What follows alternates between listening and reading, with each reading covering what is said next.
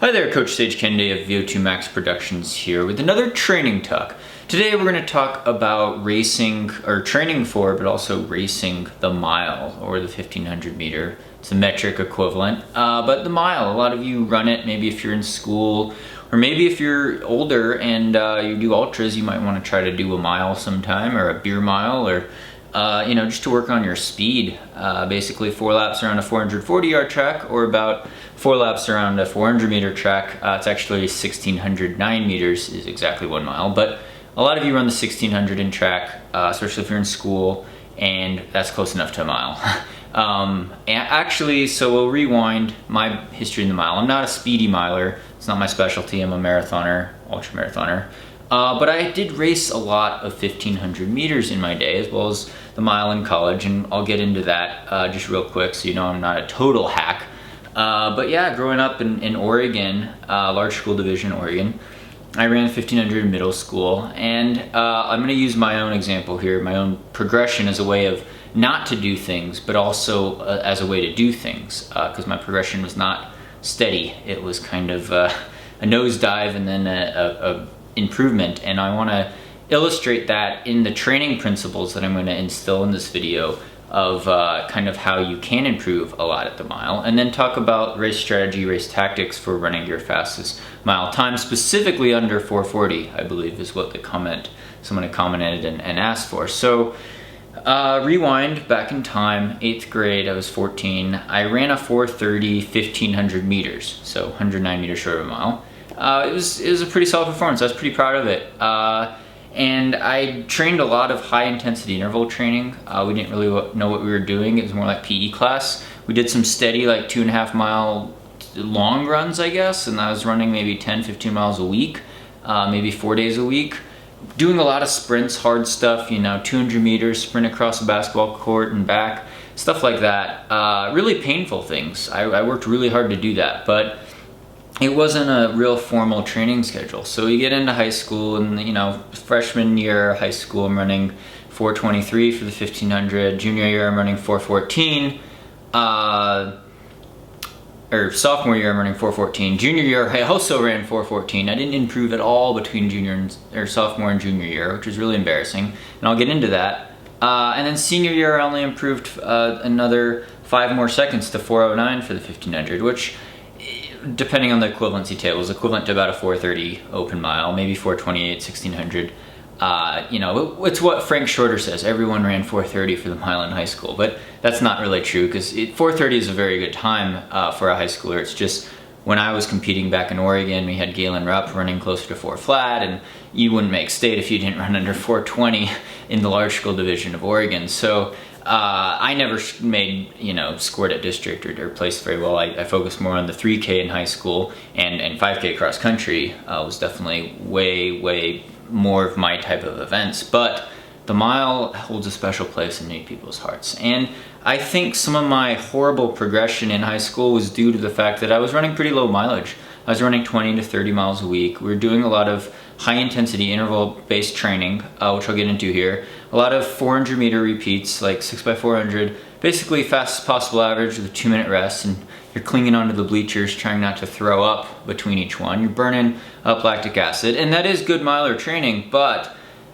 you need to do some other stuff first to get into peak shape. And so my point is, with a lot of high schoolers especially, or collegiate runners, you see this, they don't run consistent enough mileage, they don't build their aerobic base, and their strength building is lacking. And you could get really good at the mile, doing a lot of intense stuff, doing 200 meter repeats, 400 meter repeats, fast stuff with a big anaerobic component that's really intense, but eventually your improvement is going to peter out. And that's kind of what happened to me in high school. I was trying to just always work on my speed. I was like, Sage, you're not fast enough. You need to do 10 by 100 meter sprints. You need to burn up these 400s more. I mean, there was one workout I did 8 by 400 and averaged 62 seconds, 63 seconds of 400 with like a 3-minute rest. And it was so painful. It was like all out every time, big sprint, big lactic acid influence. And I couldn't even string those together for 3 3/4 in a row, for 4 laps in a row. Not even close to that. I mean, So if you're training at a level that's way above what you're racing at, and you don't want to have that kind of discrepancy. And how do you close that gap? Well, you do it through endurance training, and you do it through aerobic base building. And this is what I preach in all my talks, basically. But it's what, Arthur Lydiard preached back in the 60s with his half-miler, Peter Snell, also ran the 1500 very well. Train more like a longer distance runner in the off season. So over your winter break or over your summer break, a lot of milers run cross country in the fall. It's great training for developing your all-out speed during the peak of the season, and have it so that you peak at a certain time, maybe a certain series of maybe a certain month or a certain couple races where you really want to run your fastest mile time. That needs to be the focus of the whole year and the whole training cycle, really, because you can't burn it hot all the way year around. You have to make some sacrifices, and you have to work on just running easy and relaxed, conversational pace, building up your weekly mileage, then slowly adding in some tempo runs, things like 20-minute steady state, 20 minutes at 85% maximum heart rate, 85% maximum effort, things like that, and then working slowly on shorter speed with 200 to 400 meter intervals, but not having them be super intense. Maybe if you read Jack Daniel's distance running formula book, these would be called reps. I call them economy workouts because they work on your efficiency at mile race pace. So if your goal is to run under 440 in the mile, you need to be able to run 70-second 400 meters. You need to be able to run 35-second 200 meters. Well, you do a workout like 8x200 in 35 seconds, and you take a nice long 2.5 minute rest between each 200. Like that's a pretty manageable workout. You're not going all out, but your legs are getting used to, and your muscles are getting used to, and your fast twitch muscle fibers are getting used to running right at 35-second per 200 meter pace. And then maybe eventually you're doing 400 meter repeats at that kind of pace. You're doing 70-second quarters, and you're still taking a long rest. But that's more in several weeks out from several months out from your peak. You're just developing that speed and that rhythm without really stressing yourself out, because later on in the season, and this is assuming if you have a track season, you're kind of racing yourself into shape. Maybe you're running some 800s, maybe coach makes you double up on the mile, the 800 and the 4x4 relay, and you're doing 3 races a track meet, which is probably too much, but you're gonna have to listen to your coach. And maybe you're doing a 2 mile, maybe you're doing open 400, and you're doing these different distances, and after maybe 4 or 5 all-out mile races, you finally reach your peak at hopefully the district meet or the state meet or the national meet or something like that. And you want to be improving throughout the season and developing with more and more intensity and more specific workouts.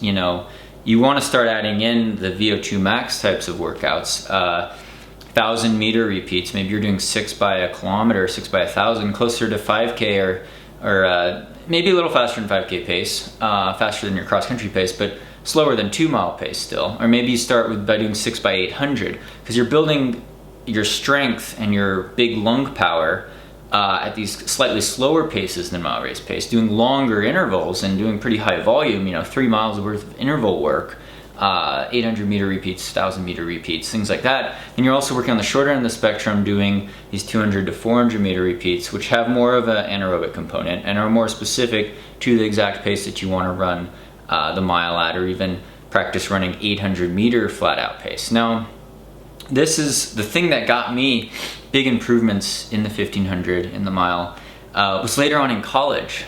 So I go to college and I'm running, it's my senior year of college. And I don't do the mile in track. Like, I'm not going to score points for the team in D1, NCAA D1. But I'm running the 3K in indoor track. I'm running 5Ks. I'm mainly focusing on the 10K. I'm doing a lot of 8K to 10K in cross country. I even did a marathon my junior year, right? So I'm coming off this marathon training, coming off 10K cross country training. And we'd go out for the spring break meet my senior year. We'd always go to the Long Beach Invitational in California. Just kind of a fun spring break, early season first outdoor meet of the year. And coach would throw us in an event that we're not good at. An event that's totally off the wall. I'm like, oh, it'll be fun. Let's throw Sage in the 1500. He's pretty slow. Let's see what he does. And I'm like in the medium heat. And this is a pretty competitive meet. I think like UCLA was there and they had like 5 guys who were gonna finish ahead of me. And we go out and I actually run a fairly even paced race and I run my PR. First time under 4 minutes. I run a 3:55 1500, which was actually the biggest improvement I'd ever made in the 1500 after all these years. And I was like, wow, you know, I haven't done any 200 meter repeats or 400 meter repeats that fast in a long time. But because I had that 10K strength, and I was training for a peak 10K like 3 weeks later, because I had really well developed high mileage training over years and years and years, my aerobic system and my strength, I was able to pull out all the speed that I had, which wasn't a ton of speed, but it was enough to get me through that. And you know, just for a note, a week later I ran an all-out 800 and I couldn't even crack 2 minutes. So I'm a 2 flat 800 meter runner, which I know some of you high schoolers are a lot faster than me in that. But I came through that half mile, I came through that, the halfway split of that 1500 about, the 800 meter mark at the 1500 in about 207 or 208, and I was able to hold on and run my last 400 meters in about 61 seconds. But it all came down to strength that builds out your speed. And that's really the key takeaway is, you know, what you do in the off season, what you do during cross country is going to help you at the mile in track. And if you talk about basic speed, most of you have plenty of sprint speed to run a 4-minute mile. You could run 100 meters pretty fast, right? If you could sprint 100 meters all out in under 15 seconds, that's faster than 4-minute mile race pace. Now, it's a matter of being able to pull that out over 400 meters and pull that out over half a mile and finally pull that out over a whole mile. But a lot of people aren't going to run a 4-minute mile. I topped out at about the 4:15 equivalent there. But for a 4:40 example, let's say for basic speed, you're going to need to be able to run, that's 220 per 800. Now, if you can't run under 220 for an 800, you're not going to be able to run even close to 440 for the mile yet. But if you could run 212 in an 800, you've got a shot. Because if you could run 212, that means you're running 66 seconds per quarter. If you run 66 seconds per quarter, in an 800, then maybe you could run 70 seconds per quarter for twice the distance. Likewise, if we work down from the 800, you're running a 212, well, you better be able to run about a 62-second 400 meters, or you're not going to be able to string two 66-second 400s together for that 212. So it kind of goes down, there's a rule of 4 seconds per 400 meter, and you double the distance. So 400 to 800, 800 to 1600, you're looking at 4 seconds per lap. I think I said that right. So 62 seconds, 400 speed. If you run the 4x4 relay, you run an open 400, that's kind of the bare minimum amount of speed you need to be able to run under 440 in the mile. And so for my example, my top end 400 was 56 seconds. I ran the JV 4x4 in high school. I wasn't on the varsity. You have to run low 50s to be on that. But if I could run a 56, then I could run two 60s, 61s back to back for the 8, running 2 flat to 202 in the 800. If you're doing that, you could come through in 208 or 210 as your halfway split in the mile. And if you could do that, then you're running closer to 420. But I underachieved in high school. I underachieved because I did too many high intensity intervals, too many all out 400 meter sessions. I remember doing 10 by 400 in like 65.